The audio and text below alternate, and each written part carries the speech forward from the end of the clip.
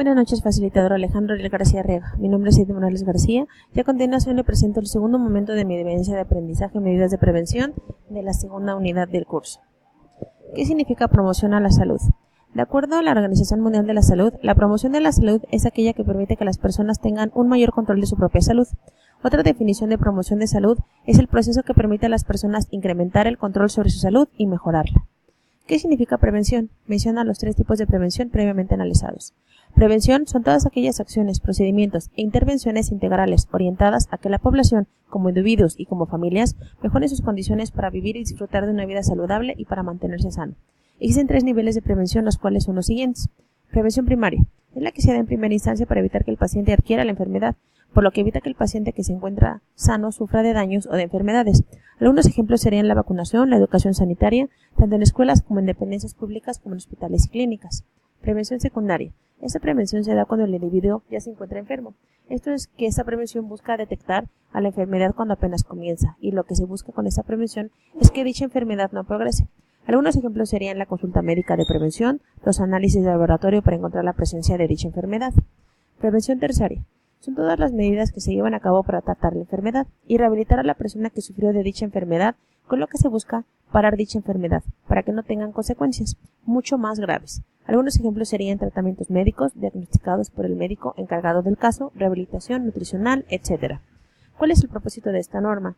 El propósito fundamental de la norma es establecer los criterios generales que unifiquen y den congruencia a la orientación alimentaria dirigida a brindar a la población opciones prácticas con respaldo científico, para que la integración de una alimentación correcta que pueda adecuarse a sus necesidades y posibilidades, así como elementos para brindar información homogénea y consistente, para coadyuvar a promover el mejoramiento del estado de nutrición de la población y a prevenir problemas de salud relacionados con la alimentación.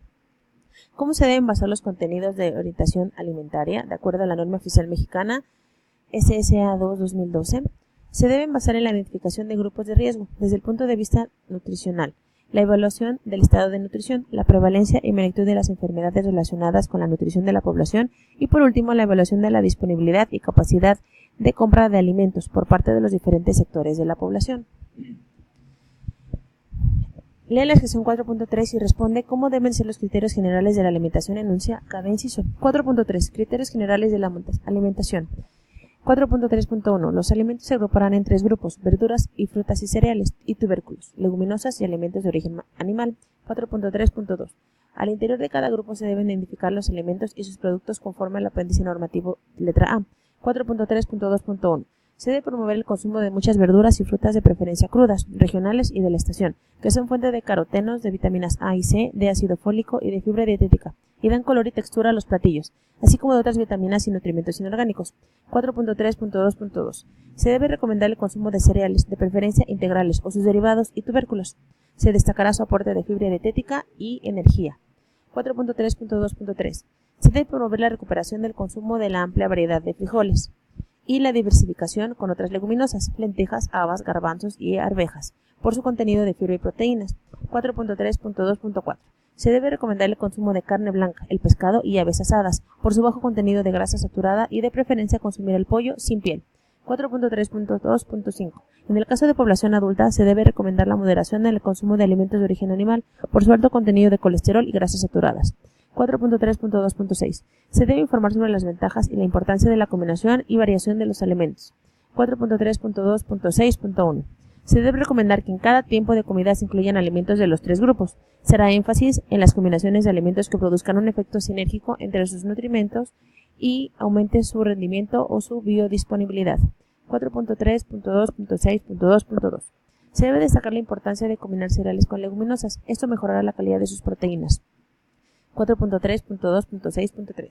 Se debe recomendar la combinación de alimentos fuentes de vitamina C con alimentos que contengan hierro, conforme al apéndice formativo B. 4.3.2.6.4.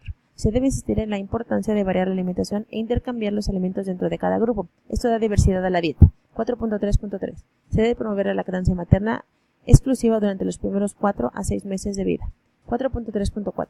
Se debe enfatizar en las prácticas de higiene en la preparación de los alimentos: lavar y desinfectar verduras y frutas, hervir o clorar el agua, hervir la leche bronca, lavar y cocinar los alimentos de origen animal o que por sus características de manipulación sean posible y necesario para asegurar su inocuidad, así como la higiene en el entorno de la vivienda, los riesgos de la presencia de animales en los sitios de preparación de alimentos, la higiene personal, la limpieza de utensilios y el almacenamiento de los alimentos.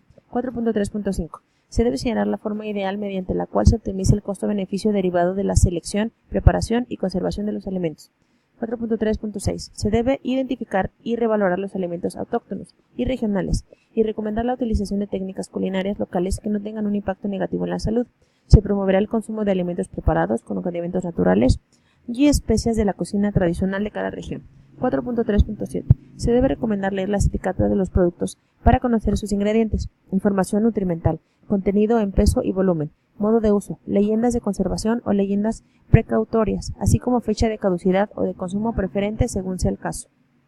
4.3.8. Se deberán recomendar las técnicas culinarias que promuevan la adecuada utilización de los alimentos en la elaboración de los platillos, con el propósito de conservar tanto los nutrimentos y sus características sensoriales, sabor, color, aroma y textura, así como para reducir los desperdicios. 4.3.9. Se debe señalar la forma más adecuada de conservar la inocuidad de los alimentos para la reutilización de los sobrantes en la preparación de nuevos platillos. Lee la sección 4.4 y responde cómo debe hacer la prevención de enfermedades relacionadas con la nutrición enuncia cada inciso. 4.4.1. Se debe señalar tanto las deficiencias como los excesos en la alimentación que predisponen al desarrollo de desnutrición, caries, anemia, deficiencias de micronutrientes, obesidad, arteriosclerosis, diabetes mellitus, cáncer, osteoporosis o hipertensión arterial, entre otros padecimientos. 4.4.2. Se deben señalar los factores de riesgo y asociados con la génesis de las enfermedades crónico-degenerativas. 4.4.3. Se debe indicar los factores de riesgo y los signos de alarma de la desnutrición. 4.4.3.1. Se debe establecer cómo mejorar la alimentación de las niñas y los niños en riesgo o con desnutrición. 4.4.3.2. Se deberá señalar que los procesos infecciosos, las diarreas y la fiebre producen un aumento en el gasto energético, por lo cual se debe continuar con la alimentación habitual.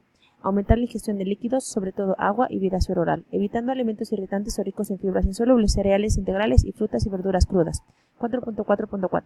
Se deben indicar las señales de riesgo de obesidad. 4.4.4.1. Se deben señalar las dietas que carecen de fundamento científico.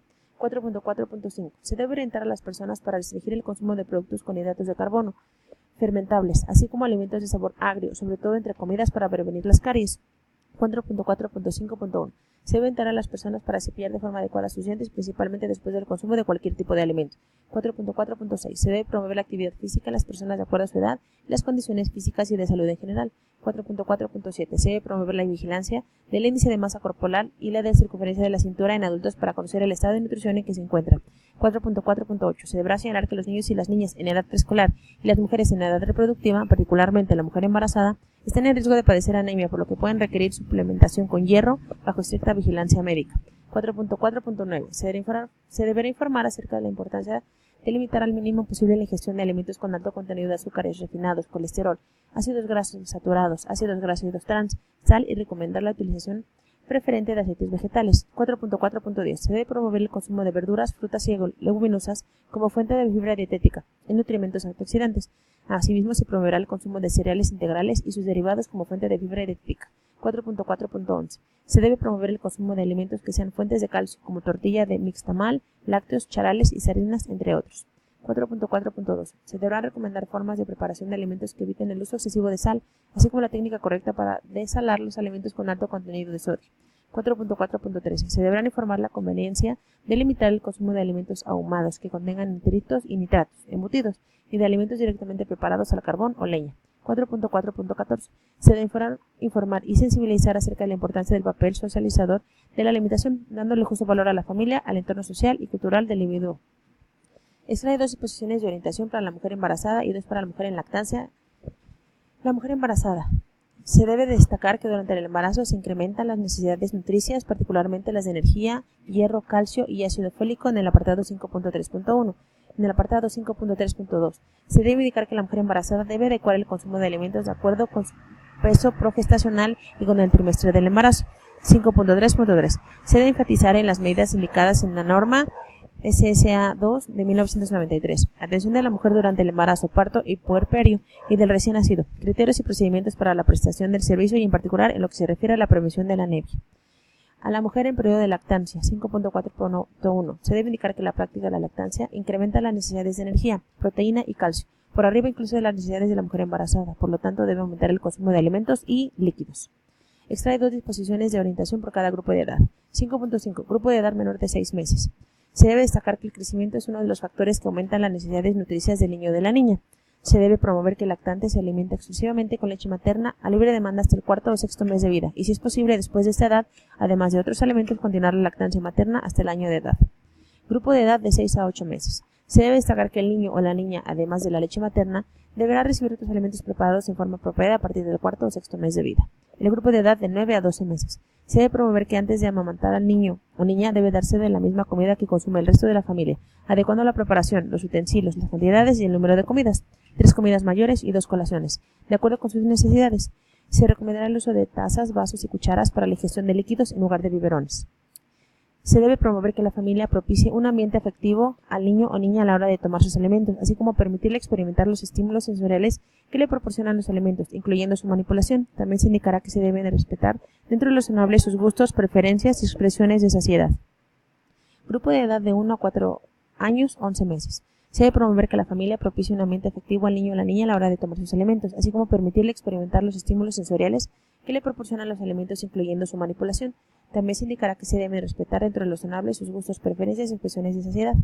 Se debe indicar que en esta etapa el niño o la niña disminuye su ingestión diaria, pues el crecimiento se desacelera. La comida se deberá ofrecer en bocados pequeños y concediéndole el tiempo suficiente para ingerirla. Grupo de edad de 5 a 9 años, 11 meses. Se debe promover la vigilancia de la alimentación del niño o niña. Se señalará que el niño o la niña en esta etapa tienen inclinación hacia algunos alimentos con sabores dulces, salados o ácidos, por lo cual se debe orientar hacia la moderación en su consumo, para que estos productos no reemplacen otros alimentos. Se debe promover el hábito de desayunar antes de ir a la escuela. Se insistirá en la necesidad de incluir refrigerios de fácil conservación y prepararlos con higiene. Grupo de edad de 10 a 19 años, 11 meses. Se debe informar que durante esta etapa se acelera el crecimiento, por lo cual se produce un aumento en las necesidades nutricias que deberá cubrirse con una mayor cantidad de alimentos. Se debe orientar a este grupo de edad para que seleccione, prepare y consuma alimentos variados y en condiciones higiénicas. Grupo de edad de 20 a 59 años, 11 meses. Se debe orientar principalmente a las mujeres acerca de las principales fuentes dietéticas de calcio, hierro y ácido fólico. Se deberá indicar a las personas que realicen actividad física intensa que debido a su mayor gasto energético es necesario que consuman mayor cantidad de alimentos y líquidos, lo que les permitirá reponer energía y los electrolitos perdidos mediante la sudoración excesiva. Se indicará que las necesidades de proteínas y los demás nutrimentos son proporcionales con base en la ingestión calórica a la de las personas con actividad física normal. Grupo de edad de 60 años y más. Se debe indicar que a pesar de que este grupo de edad suele requerir menor cantidad de energía, con frecuencia la alimentación es insuficiente e inadecuada, por lo cual está en riesgo de desnutrición u obesidad. Se debe considerar que en este grupo de edad generalmente la actividad física disminuye de manera importante, por lo que es necesario adecuar la ingesta al gasto energético para evitar problemas de sobrepeso y riesgo de obesidad.